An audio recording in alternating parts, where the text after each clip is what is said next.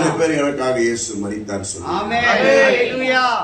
அப்ப எனக்காக மரித்த இயேசு இப்ப என்ன பண்றாருன்னா பரிசுத்த ரத்தத்தினாலே நம்மளை கழுவி இருக்கிறார். பரிசுத்த ரத்தத்தினால கழுவி இருக்கிறார். இப்போ வெளியரங்கமான சுத்தம் உண்டாச்சு. இப்போ இருதய சுத்தம் வேண்டும் என்றால் ஆவியானவர் உன் இருதயத்திலே தங்க வேண்டும். அப்பதான் பரலோகம் நம்ம போக முடியும். அப்பதான் பிதாவின் திட்டத்தை அறிய முடியும். அப்பதான் பாதை என்று எந்த பாதை தெளிவா நமக்கு தெரிய ஆரம்பிக்கும். அப்போ ஆவியானவர் எனக்குள்ளே தங்கணும்னா கொடியமான கடினமான இருதயத்தை எல்லாம் எடுத்து போட்டு சதையலான ஒரு இருதயத்தை வைக்கணும். ஹல்லேலூயா, ஹல்லேலூயா. ஏன்னா குழந்தைய போல இருக்கிற சென்சிட்டிவ் இருதயம் உடையவர் பரிசுத்த ஆவியானவர். அவரை துக்கப்படுத்துகிறவர்கள் தேவன் கேள்வி கேட்பேன் என்றார். நீ என்ன கூட திட்டு, இயேசு சொல்றார், என்ன கூட நீ மட்டமா திட்டிக்கோ, ஆனா ஆவியானவரை துக்கப்படுத்தினால் அது வருகையில உன்னிடத்துல கேள்வி கேட்கப்படும். அப்போ ஆவியானவருடைய மகிமை என்ன, அவருடைய பிரசன்னம் என்ன, அவருடைய செயல்பாடுகள் என்ன அறியாமலே ஓடிக்கொண்டிருக்கிறது. அது தேவனுடைய தவறும் கிடையாது, உன் தவறும் கிடையாது. ஆனா தேவன் அதான் சொல்றாரு, தீர்க்கதரிசிகள் மூலியமா உன் இருதயத்தை திறப்பேன்.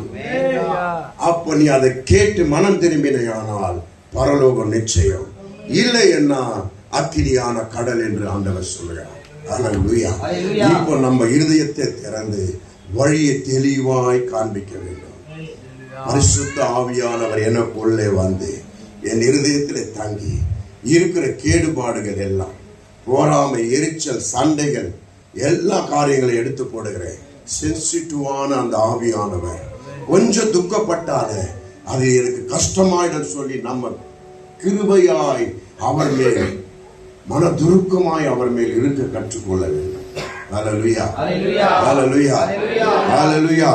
எத்தனை பேருக்கு புரிஞ்சுது?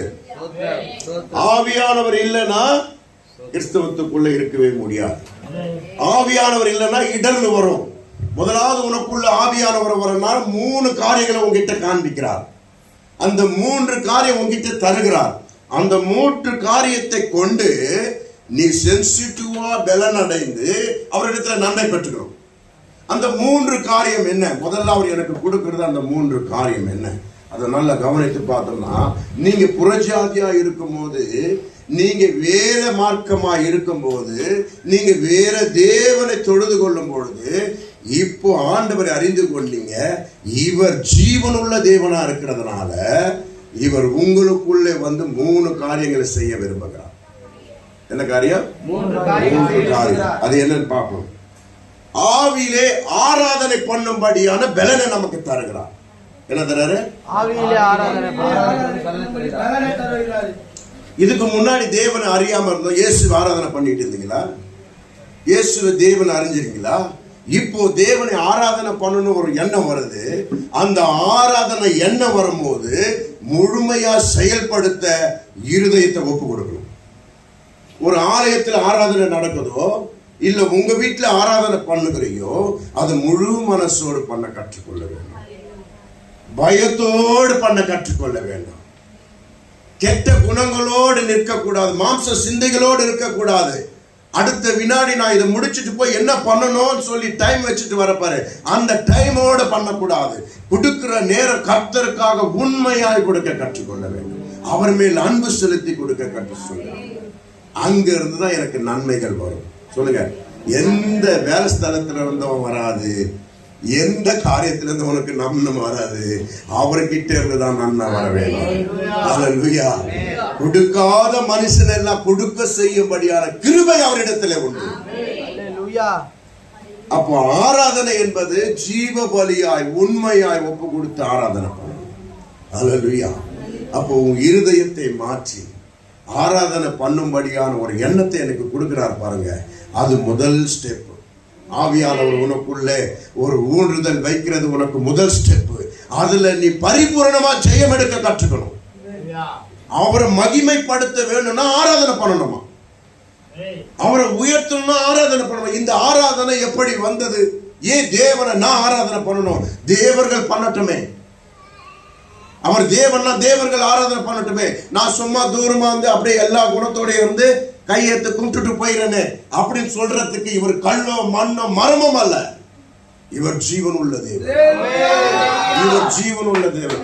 இவர் ஆராதனை பண்ணா நீ செத்தவனா இருக்க கூடாது, நீ ஜீவன் உள்ளவனா இருக்கணும். செத்து போனவன் வாய் எப்பவுமே ஆமென் அல்லேலூயா சொல்லாது. இங்க யாரா செத்து போயிருக்கீங்களா? எல்லாம் ஜீவனோடு இருக்கிறீங்க. அப்போ ஜீவன் உள்ள தேவனை ஆராதனை பண்ணணும்னா என் ஜீவனை கொடுக்கணும். அல்லேலூயா. என் ஜீவனை கொடுக்கணும். உண்மையாய் தன்னை நோக்கி கூப்பிடுகிறவர்களுக்கு அவர் சமீபமா இருக்கிறாராம். உண்மையாய் தம்மை நோக்கி கூப்பிடுகிறவர்களுக்கு அவர் சமீபமா இருக்கிறாராம். எந்த மனுஷன் உங்களுக்கு சமீபமா இருக்கிறா நீங்க நினைச்சிட்டு இருக்கிறீங்க?